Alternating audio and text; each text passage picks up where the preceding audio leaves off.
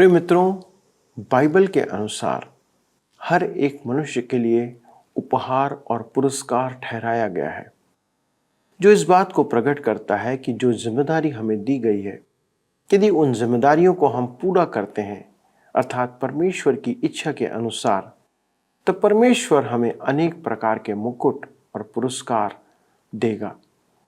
क्या आप जानते हैं कि वो कौन सी बातें हैं जो हमें शिक्षा देने के संबंध में है? वचन की शिक्षा यदि हम दूसरों को देते हैं, तो आइए, यदि आप जानना चाहते हैं कि ये वचन किस संदर्भ में है और क्या कहता है, तो आइए मेरे साथ इस अध्ययन में शामिल हो जाइए और जानिए।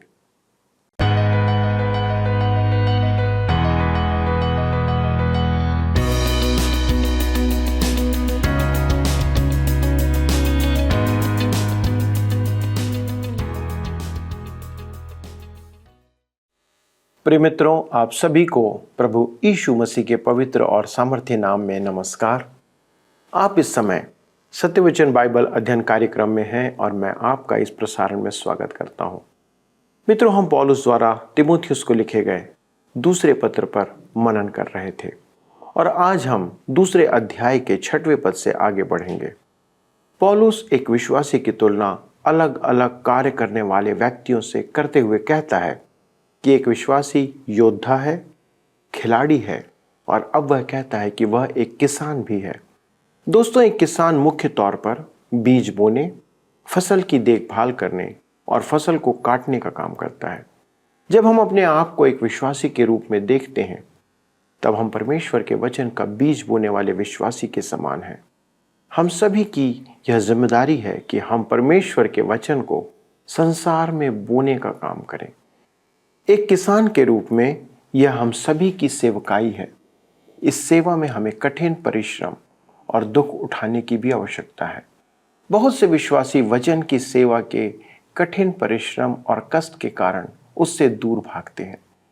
पौलुस आगे अपने जीवन का उदाहरण देते हुए हमें समझाता है कि जैसे उसने सुसमाचार के लिए दुख उठाया है, वैसे ही हमें भी दुख उठाने से पीछे नहीं हटना चाहिए। दोस्तों, आप याद रखिए कि यदि हम सुसमाचार के लिए कार्य करेंगे तो हमें कष्ट निश्चित तौर पर होगा। परमेश्वर का कार्य इस संसार में बिना दुख उठाए नहीं हो सकता। तो चलिए मित्रों, हम अपने अध्ययन में आगे बढ़ते हैं और इन वचनों से अपनी सेवकाई के लिए मार्गदर्शन प्राप्त करते हैं। मित्रों, हम आज अपने अध्ययन को दूसरा तीमुथियुस के पत्री 2 अध्याय उसके 6 पद से आगे देखेंगे।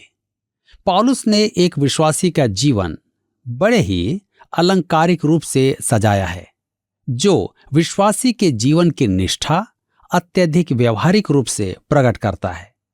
एक विश्वासी पुत्र है, परमेश्वर की संतान है। वह एक अच्छा योद्धा है जो आत्मिक युद्ध करता है और परमेश्वर के हथियारों से सुसज्जित रहता है। वह एक खिलाड़ी भी है जो नियमानुसार दौड़ता है और मुकुट पाता है। वह किसान है, एक शिक्षक है और वह एक पात्र भी है। तो आइए हम देखेंगे अब कि वह एक किसान है। दूसरा तीमुथियुस के पत्री 2 अध्याय उसके 6 पद में लिखा है, जो किसान परिश्रम करता है, फल का अंश पहले उसे मिलना चाहिए। जी हाँ, विश्वासी एक किसान के समान है जो खेत जोतकर परमेश्वर का वचन बोता है। आज हमें बहुत सुनने को मिलता है, प्रभु यीशु के चरणों में अपने पूले डालो। निश्चय ही मैं आशा करता हूं कि हम कुछ पूले उसके चरणों में डालें, परंतु हमें खेत में परिश्रम करने और बीज बोने की आवश्यकता है। किसान यदि ऐसा करेगा तो उसे फसल अवश्य प्राप्त होगी।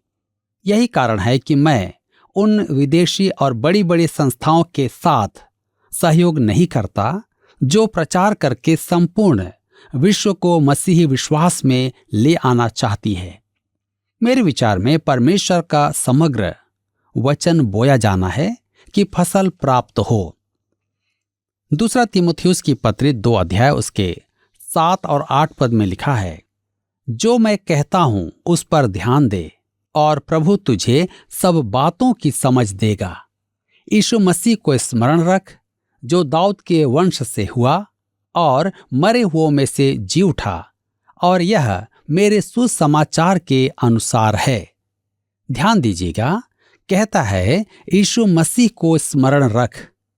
कैसी मनभावन बात है। अर्थात यह कि वह यहां दाऊद के सिंहासन पर बैठेगा। यह भी स्मरण रख कि वह मृतकों में से फिर जी उठा। तब कहता है यह मेरे सुसमाचार के अनुसार है। यह पौलुस का सुसमाचार इसलिए है कि वह इसका प्रचार करता है। दूसरा तीमुथियुस के पत्र 2 उसके 9 और 10 पद में लिखा है, जिसके लिए मैं कुकर्मी के समान दुख उठाता हूं, यहां तक कि कैद भी हूं, परंतु परमेश्वर का वचन कैद नहीं। इस कारण मैं चुने हुए लोगों के लिए सब कुछ सहता हूं कि वे भी उस उद्धार को जो मसीह यीशु में है अनंत महिमा के साथ पाएं। पौलुस कहता है जिसके लिए मैं अर्थात दुख उठाता हूं। परमेश्वर के लिए खड़े होने में आपको कुछ तो कष्ट उठाना ही होगा। पौलुस ने बहुत कष्ट उठाया था। कहता है कुकर्मी के समान दुख उठाता हूं, यहां तक कि कैद भी हूं। परमेश्वर के वचन का ज्ञान प्रदान करने के कारण ही वह कैद में डाला गया था। तब कहता है परंतु परमेश्वर का वचन कैद नहीं। पौलुस को तो बंदी बना लिया गया था, परंतु वचन स्वतंत्रता से रोमी साम्राज्य में फैल रहा था। वह पागल राजा सोच रहा था कि पौलुस को कैद करके वह सुसमाचार प्रचार को रोक पाएगा, परंतु नहीं, वचन बंदी नहीं बनाया जा सकता। परमेश्वर का धन्यवाद हो कि वचन आज भी संसार में प्रसारित हो रहा है। दूसरा तीमुथियुस के पत्र 2 अध्याय के 11 पद में लिखा है, यह बात सच है कि यदि हम उसके साथ मर गए हैं तो उसके साथ जिएंगे भी। कहता है यह बात सच है, या यह बात विश्वास करने योग्य है कि यदि हम उसके साथ मर गए हैं तो उसके साथ जिएंगे भी।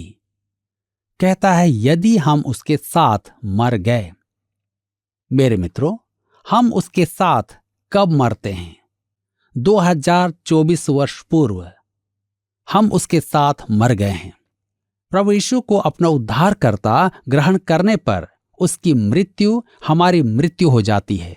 हम उसके साथ एक हो जाते हैं और उसके पुनरुत्थान द्वारा नया जीवन पाते हैं। इसका अर्थ यह है कि वह पवित्र आत्मा के सामर्थ्य द्वारा हम में प्रतिदिन अपना जीवन जीना चाहता है। दूसरा तीमुथियुस के पत्र 2 के 12 में लिखा हुआ है, यदि हम धीरज से सहते रहेंगे तो उसके साथ राज्य भी करेंगे। यदि हम उसका इनकार करेंगे तो वह भी हमारा इनकार करेगा।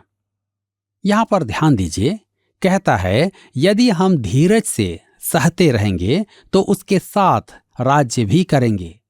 मेरा अपना विचार है कि सब विश्वासी उसके साथ राज्य नहीं करेंगे। यह पद इस विचार को संकीर्ण बनाते हुए स्पष्ट करता है कि केवल वे जो उसके साथ कष्ट उठाते हैं उसके साथ राज करेंगे। यह तो बड़ी लज्जा की बात होगी कि मुझे स्वर्ग में पौलुस के बराबर रखा जाए, क्योंकि मैंने उसके बराबर कष्ट नहीं उठाए हैं। मैं उसके बराबर रखा गया तो मुझे उससे लगातार क्षमा याचना करनी होगी। अतः मेरे विचार में यह पद उस वर्ग विशेष के बारे में है जिन्होंने मसीह यीशु के लिए सच में दुख उठाया था। पौलुस के युग में रोमी जगत में अनेक विश्वासी शहीद हुए थे। फॉक्स के अनुसार 30 लाख, क्योंकि उन्होंने प्रभु यीशु के त्याग से इनकार कर दिया था। आगे कहता है यदि हम उसका इनकार करेंगे तो वह भी हमारा इनकार करेगा। यह कठोर भाषा तो है और इससे प्रकट होता है कि पौलुस विश्वास करता था कि कर्म बिना विश्वास मृतक है, जैसा याकूब भी कहता है। याकूब की पत्री 2 अध्याय उसके 17 पद में। पौलुस और याकूब परस्पर विरोधी नहीं थे। याकूब विश्वास के कामों की चर्चा करता है और पौलुस कहता है कि सच्चा विश्वास कर्म उत्पन्न करता है। कॉल्विन ने इसी बात को इस प्रकार कहा था, केवल विश्वास के द्वारा उद्धार है, परंतु विश्वास केवल अकेला ही नहीं है। हम 2 तीमुथियुस 2:13 में पढ़ते हैं, यदि हम अविश्वासी भी हों तो भी वह विश्वास योग्य बना रहता है, क्योंकि वह आप अपना इनकार नहीं कर सकता। कहता है वह आप अपना इनकार नहीं कर सकता। वह झूठे को सच्चा स्वीकार नहीं करेगा। यही कारण था कि उसने अपने समय के धर्म गुरुओं का ऐसा तिरस्कार किया था और उन्हें ढोंगी कहा था, क्योंकि वे भीतर से जो थे नहीं वह बाहर दिखाते थे। यदि प्रभु यीशु किसी ढोंगी को स्वीकार कर ले तो वह स्वयं का इनकार करता है, क्योंकि वह सत्य है।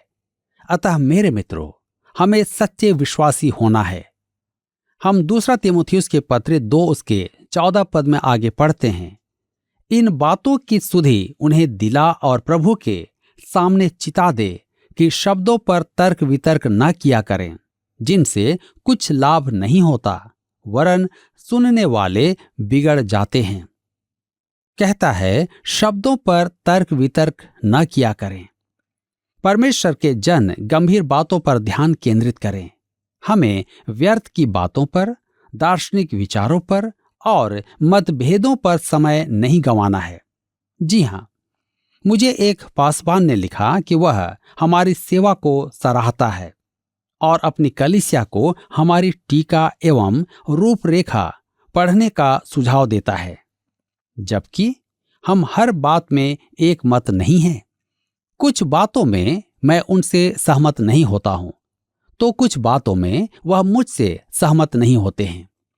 शायद स्वर्ग में जाने के बाद हम इस सत्य को समझ पाएंगे कि प्रत्येक प्रश्न के 3 पक्ष हैं, आपके विचार, मेरे विचार और सत्य।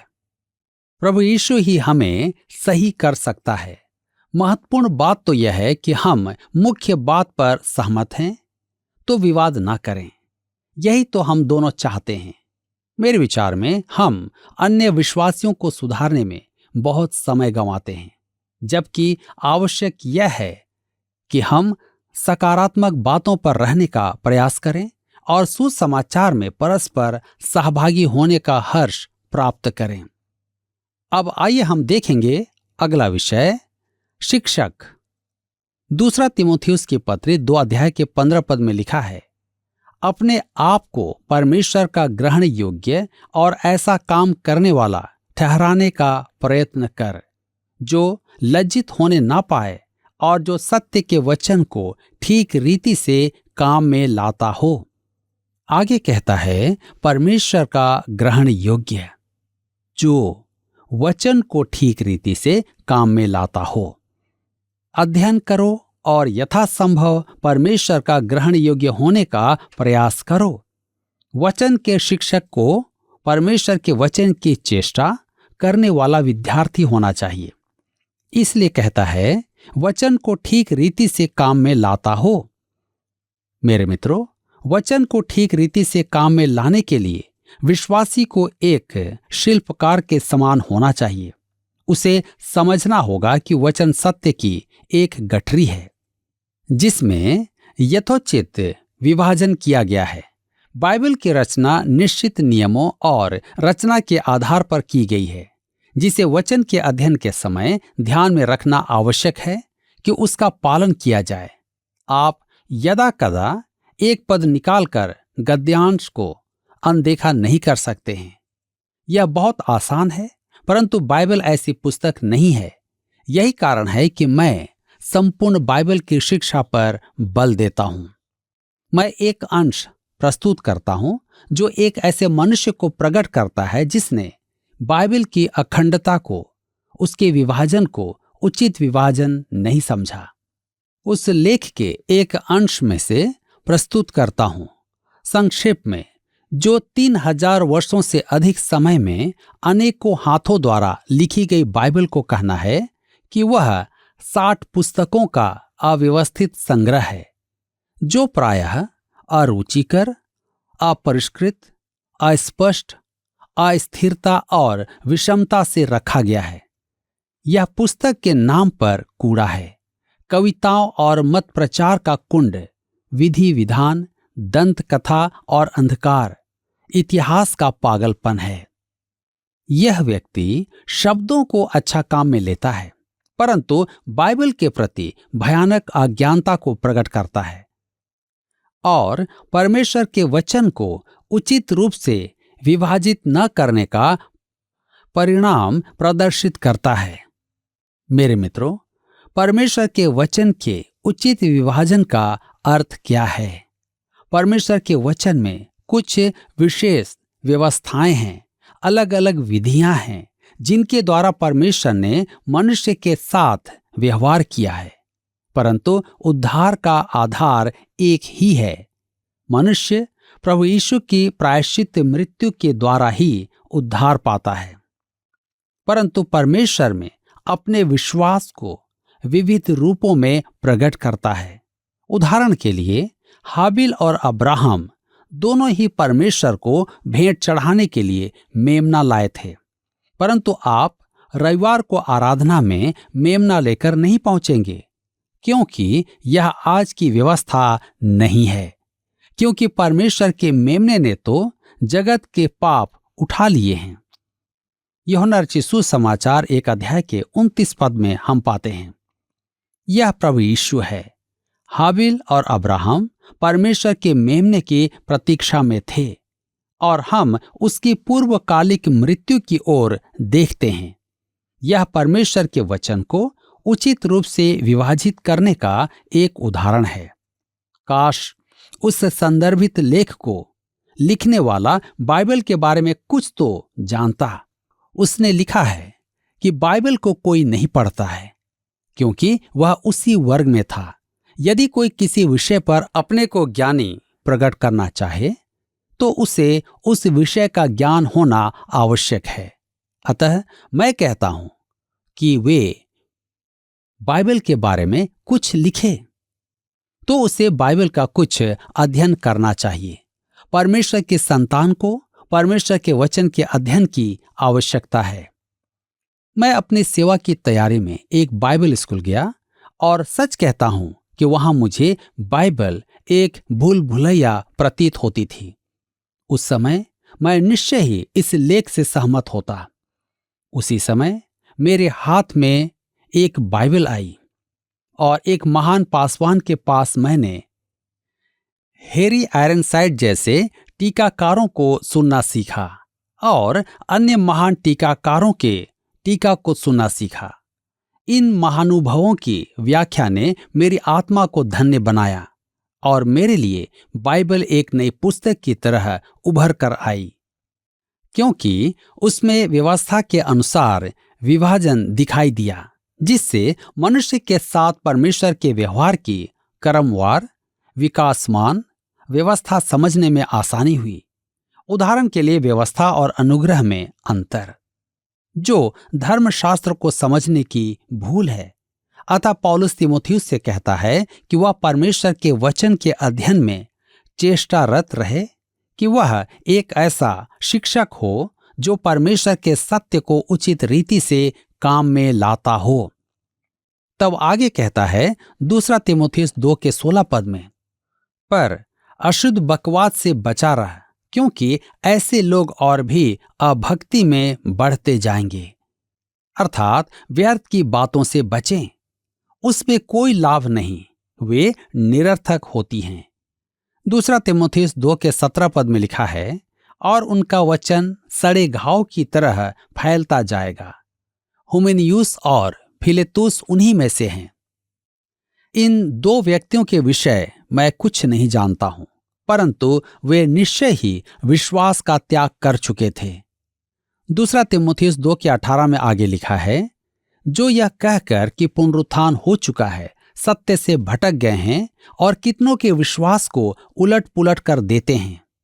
मेरे मित्रों, उस समय कुछ शिक्षकों का कहना था कि मृतकोत्थान हो चुका है और जो जीवित हैं वे चूक गए। तब हम 2 तीमुथियुस 2 के 19 पद में पढ़ते हैं, तो भी परमेश्वर की पक्की नींव बनी रहती है और उस पर यह छाप लगी है, प्रभु अपनों को पहचानता है और जो कोई प्रभु का नाम लेता है वह अधर्म से बचा रहे। यहां पर कहता है यह छाप लगी है, अर्थात मुहर लगी है। मुहर स्वामित्व और प्रामाणिकता की निशानी है। कहता है प्रभु अपनों को पहचानता है। व्यवस्था विवरण की पुस्तक 6 अध्याय उसके 8 और 9 पद में परमेश्वर ने अपनी प्रजा से कहा, और इन्हें अपने हाथ पर चिन्ह के रूप में बांधना, और ये तेरी आंखों के बीच टीके का काम दे, और इन्हें अपने अपने घर की चौखट की बाजुओं और अपने फाटकों पर लिखना। इस्राएलियों के घर परमेश्वर के वचन के लिए विज्ञापन पट का काम करें, जिससे कि वे परमेश्वर के आराधक प्रकट हों। मेरे मित्रों, आज का विश्वासी क्या करे? वह कैसे प्रकट करे कि वह परमेश्वर की संतान है? कहता है जो कोई प्रभु का नाम लेता है वह अधर्म से बचा रहे। इस प्रकार मनुष्य जान लेंगे कि परमेश्वर का जन कौन है। यही अलग किया जाना है, बुराई से अलग, प्रभु के लिए अलग। यदि आप प्रभु का नाम लेते हैं तो आप पाप में नहीं जिएंगे। दुर्भाग्य से कुछ लोग आधारभूत शिक्षा और विश्वास पर बल देते हैं और पता चलता है कि वे किसी स्त्री के चक्कर में हैं या बेईमानी करते पकड़े गए हैं। परमेश्वर अपनों को पहचानता है क्योंकि वह हृदय को देखता है, परंतु संसार तो बाहरी जीवन ही देखता है। मेरे प्रियो, संसार पाप का प्रचार ऐसा करता है कि वह अति आकर्षक दिखाई देता है। हम जो विश्वासी हैं इसकी तुलना में क्या करें? हमारे जीवन से प्रभु यीशु का आकर्षक प्रचार प्रसार होना चाहिए। मेरे मित्रों, आज हम सब के लिए अवसर है कि जो कोई प्रभु का नाम लेता है वह अधर्म से बचा रहे। तो आइए आज हम सब भी अपने आप को प्रभु के निकटता में लाएं, संसार की बुराइयों को छोड़ परमेश्वर के सम्मुख आएं, ताकि हम सब भी बचाए जा सके। परमेश्वर आज के इस वचन के द्वारा आप सबको आशीष दे। मित्रों, आपने देखा कि वचन कहता है कि यदि हम मसीह के साथ मर गए हैं तो हम उसके साथ जिएंगे भी। आज हर एक विश्वासी को मसीह में मरना आवश्यक है। इसका अर्थ है कि अब हमारी चाहत, हमारी इच्छा कोई महत्व नहीं रखती है, पर सिर्फ मसीह और उसकी आज्ञा हमारे जीवन में सर्वोपरि है। बहुत से विश्वासी अपने मसीही जीवन में असफल इसलिए हो जाते हैं क्योंकि वे स्वयं को मरने नहीं देते हैं। यदि आज हम मसीह के लिए मर जाएं और मसीह यदि हम में है और यदि हम में जीवित रहे तो हम उसके साथ जिएंगे भी। दोस्तों, हमने देखा कि पौलुस आगे कहता है कि यदि हम धीरज से सहते रहेंगे तो उसके साथ राज्य भी करेंगे। सहने का अर्थ है अपने कष्टों में बने रहना और अपने हाल को परमेश्वर के हाथों में छोड़ देना। परेशानियों में हमें संपूर्ण रूप से परमेश्वर पर अपने आप को छोड़ देना चाहिए। एक दिन हम जो दुख उठा रहे हैं मसीह यीशु के साथ राज्य करेंगे। यह बात बहुत स्पष्ट है कि सारे उसके साथ राज्य नहीं करेंगे, पर वो जो उसके लिए धीरज से सह रहे हैं। मित्रों, यह बात हर एक विश्वासी के लिए बहुत प्रोत्साहन का कारण होना चाहिए कि हमारे विश्वास और भरोसे को यह बात प्रकट करती है। हमारी सेवा का कार्य यह है कि हम संसार में लोगों को परमेश्वर के वचन के द्वारा सिखाते रहें और चिताते रहें कि वचन की शिक्षा क्या है। तब ही हम परमेश्वर को ग्रहण योग्य ठहराए जाएंगे और अंत में लज्जित नहीं होंगे। मित्रों, हम सब उस मुकुट को प्राप्त करने के लिए कार्य कर रहे हैं और अंत में यदि हमें वह मुकुट प्राप्त ना हो या हमें उचित पारिश्रमिक ना मिले तो हम निश्चित ही लज्जित होंगे। इसलिए आइए हम धीरज के साथ अपने जीवन की दौड़ को दौड़ते रहें और परमेश्वर को ग्रहण योग्य ठहरे। आइए प्रार्थना करें। स्वर्गीय परमेश्वर पिता, हम धन्यवाद देते हैं प्रभु आपके अनुग्रह और दया के लिए और इस समय के लिए प्रभु कि हम आपके वचन पर मनन कर पाए। हमारे इन सब प्रिय दर्शकों के लिए प्रार्थना करते पिता। प्रभु हम आपको धन्यवाद देते हैं कि आपने अपने वचनों को इनके हृदय में डाला है। प्रभु अनुग्रह करें कि ये वचन फलवंत हो और ये दूसरों को इस वचन को सिखाते रहें, क्योंकि यही जिम्मेदारी प्रभु आपने हमें दिया है। धन्यवाद देते हैं इस विनती प्रार्थना को सुनने के लिए। प्रभु यीशु क्रिस्त के नाम से मांगते हैं, आमीन। प्रिय मित्रों, आपकी उपस्थिति के लिए बहुत बहुत धन्यवाद।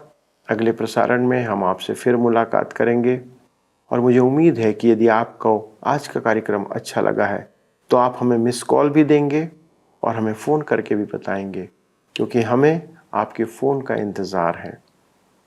प्रभु आपको आशीष दे। आइए अब हम प्रश्नों को देखें।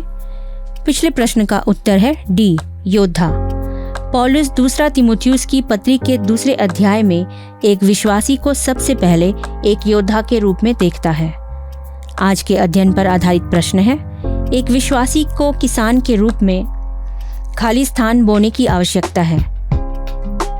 ए, वचन, बी, बीज, सी, अच्छा बीज, डी, भले कार्य। मित्रों, इस प्रश्न का उत्तर हमें कल सुबह 6 बजे से पहले विकल्प ए, बी, सी या डी के साथ अपना नाम, पता, स्थान के साथ 9651433397 पर SMS या WhatsApp करें। क्या आपको यह कार्यक्रम पसंद आया? अभी हमें एक मिस कॉल करें और आप अगले विजेता हो सकते हैं।